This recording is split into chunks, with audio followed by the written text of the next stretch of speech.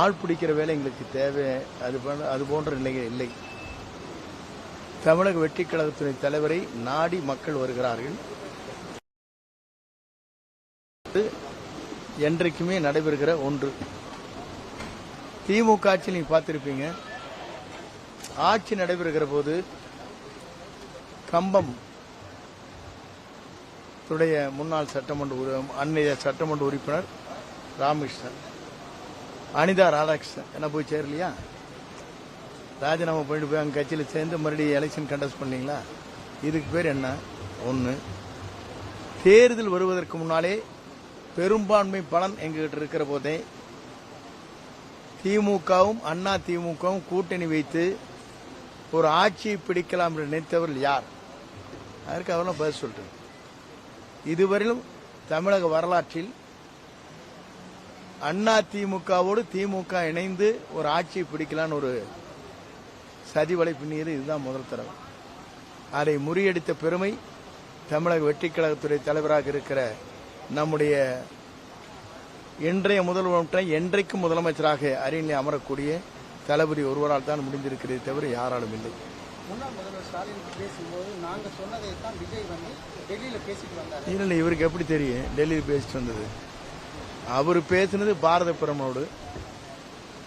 பிரமோடு கடிதங்கள் தந்திருக்கிறார். தமிழ்நாட்டுக்கு என்ன தேவையோ அதை வாங்கியிருக்கிறார். ஒன்றே இடத்தில் கேட்க விரும்புகிறேன், அவர் அதுக்கு பதில் சொல்லிட்டு. தமிழ்நாட்டில் சோலார் எனர்ஜி என்று சொல்லப்படுகிற சூரிய வெப்பத்தால் மின்சாரம் நாம் தயாரிக்கின்ற போது வேறு அண்டை மாநிலங்களாக இருக்கிற கர்நாடகம், ஆந்திரா, மகாராஷ்டிராவில் மத்திய அரசால் ஒரு மெகாவாட்டிற்கு 1 கோடி ரூபாய் நிதியை பெறுகிற அந்த மானியத்தை பெற்ற பெருமை அந்த மாநிலத்தில் இருக்கிறது.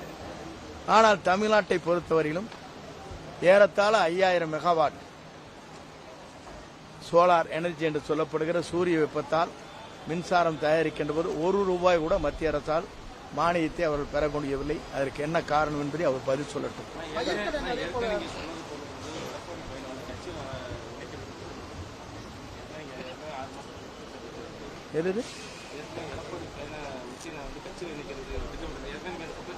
இல்ல, அந்த குற்றச்சாட்டு சின்ன குற்றச்சாட்டு. இப்ப சொல்றது பெரிய குற்றச்சாட்டு நான் சொல்லிட்டு அதை எடுத்துங்க. திமுகவும் அண்ணா திமுகவோடு திமுக இணைந்து ஒரு முதலமைச்சர் ஆகலாம் என்று சதித்திட்டம் தீட்டியவர் யார்? அதுக்கு மட்டும் அவங்க பதில் சொல்லிட்டு 2 பேரும். இல்ல, நான் இப்பதான் நாங்க வந்திருக்கிறேங்க. முதலீடுகள் வெளி மாநிலத்திற்கு போகக்கூடாது என்று அக்கறை எடுத்து திமுக ஆட்சி 5 ஆண்டு காலத்தில் செய்திருக்க வேண்டும். ஆனால் நம்முடைய முதல்வர் 30 நாட்கள் உருண்டோடி இருக்கிறது, 32 நாள் ஆச்சு. இந்த மாநிலத்தில் எவ்வளவு தொழிலை துவங்கலாம், அண்டை மாநிலத்தை காட்டிலும் நம்முடைய தமிழ்நாட்டில் எப்படி தொழிலை துவங்குவது என்பதை எல்லாம் ஆய்ந்து வருகிறார். ஒரு குறிப்பிட்ட கால டைம் கொடுக்கணும் இல்லையா? நீங்க 1 மாசத்துக்குள்ள நீங்க அண்டை மாநிலத்துக்கு தொழில் போகுதுன்னு சொன்னீங்கன்னா இருங்க, இன்ஃப்ராஸ்ட்ரக்சர் வேணும், அதுக்கான இடங்கள் வேண்டும், அதற்கான மின்சாரம் அருகாமையிலே இருக்கு, சப்ஸ்டேஷன் வேணும், இதெல்லாம் ஆய்வு செய்யணுங்களா இல்லைங்களா? இதையெல்லாம் செய்ய வேண்டிய நேரம் நம்முடைய முதல்வர் அதை எடுத்துக் கொண்டிருக்கிறார். ஒவ்வொரு துறையும் ஆய்வு செய்கிறார். துறை வாரியாக ஆய்வு செய்து எப்படி நம் பணிகளை ஆற்ற வேண்டும் என்று அக்கறையோடு செய்கிறார். அறிக்கை விடுற முதலமைச்சர்கள் வேறங்க இருங்க, செயல்படுத்துகிற முதலமைச்சர், தன்னுடைய செயலால் மக்களை ஈர்க்கக்கூடிய முதலமைச்சர், மக்கள் பாராட்டதை பெறக்கூடிய முதலமைச்சர். ஆகவேதான் செயல் வடிவத்தில் இருக்கிறார். என்ன சொன்னீங்க? வருவாய்த்துறையோட அப்டேட் இல்லை சார்.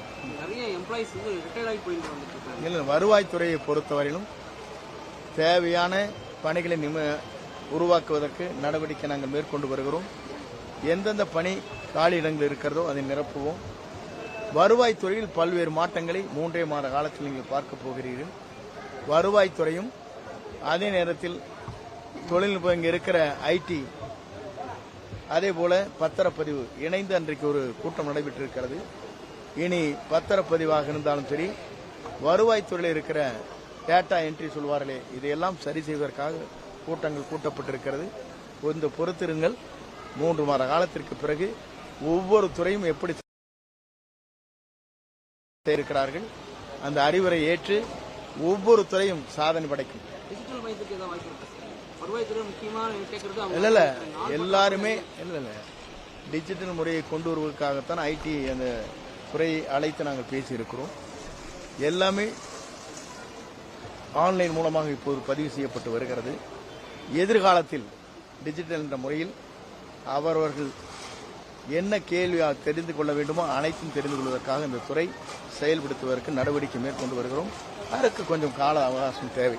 தாவேகாவினரிடமிருந்து பெண்களை காப்பாற்றுவதற்கு என்ன மாதிரியான படையை தமிழக முதலமைச்சர் அறிவிக்கப் போகிறார்னு சொல்லி நயினார் நாகேந்திரன் கேள்வி எழுப்பியிருக்கிறார். நயினார் நாகேந்திரன் போய் கேட்டா அவரையே கேட்கணும். அவர் எப்படி பெண்கள் இது பண்றான்னு சொல்லி அவரை பொறுத்தளவுக்கு எப்படிப்பட்டவன்னு உங்களுக்கு தெரியும். அவருடைய இயக்கம் எப்படி இன்றைக்கு 11% 4% கொண்டு வந்துட்டாரு. அதை சரி செய்ய சொல்லுங்க.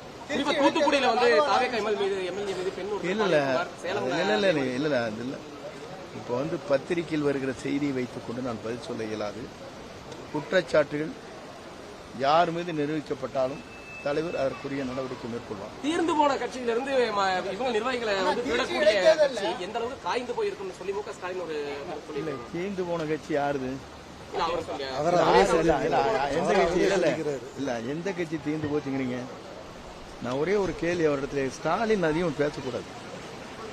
மக்களால் நிராகரிக்கப்பட்டிருக்கிற ஒரு முதலமைச்சர் அவர் இந்த மாதிரி கருத்து சொல்றதை காட்டில அமைதியாக இருந்து தன் கட்சியை வளர்த்துற வழி பார்க்கலாம், மக்களிடத்தில் செல்வாக்கு பெறுவதற்கு வழிவகைக்கலாம். ஒரு இயக்கத்தினுடைய தலைமையே சுக்குநீராக உடைக்கப்பட்டிருக்கிறது. இளைய சமுதாயத்தில் இருக்கின்றவர்கள் நம்முடைய தமிழக வெற்றி கழகத்துடைய தலைவர் தான் தமிழ்நாட்டை ஆள வேண்டும் என்றுதான் முடிவு செய்து அந்த முடிவுகளை மேற்கொண்டிருக்கிறார்கள். இதே எடப்பாடி பழனிசாமி எங்களுடைய கட்சியுடைய சின்னம் இருந்திருந்தால் அவர் இதே கைதான்.